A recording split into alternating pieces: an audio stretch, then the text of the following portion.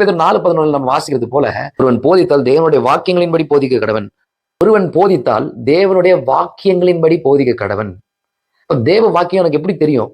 ஒருத்தன் ப்ரீச் பண்றான் அப்படின்னா தேவ வாக்கியத்தின்படி ப்ரீச் பண்ணணும். அப்போ எனக்கு பைபிள் நாலேஜ் இருக்கணும். நான் பைபிள் வாசிக்கணும், படிக்கணும். என்னோட தகப்பனாருக்கு படிப்பறிவு இல்லை.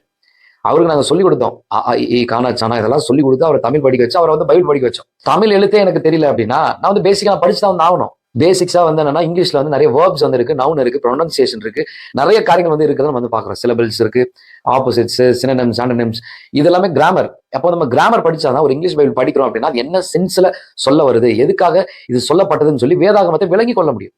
அப்போ ஒருத்தன் ஒரு வேத வார்த்தை பிரசங்கிக்கிறான், அவனுக்கு கொஞ்சம் எஜுகேஷன் நாலேஜ் இருக்கணும். I mean, sometimes if God says his plan about you, you will never understand. அந்த கர்த்தர் ஒரு திட்டத்தை ஆண்டவர் சொன்னானே உங்களால புரிந்து கொள்ள முடியாது. I mean, 8th classல படித்து நிறுத்தன்னு பாருங்க இந்த அப்பனோட. 8ஆம் கிளாஸ் படிப்பது போதும்னு அப்பா சொன்னேன். I mean, which dad will understand? எந்த அப்பா புரிஞ்சு கொள்வாரு?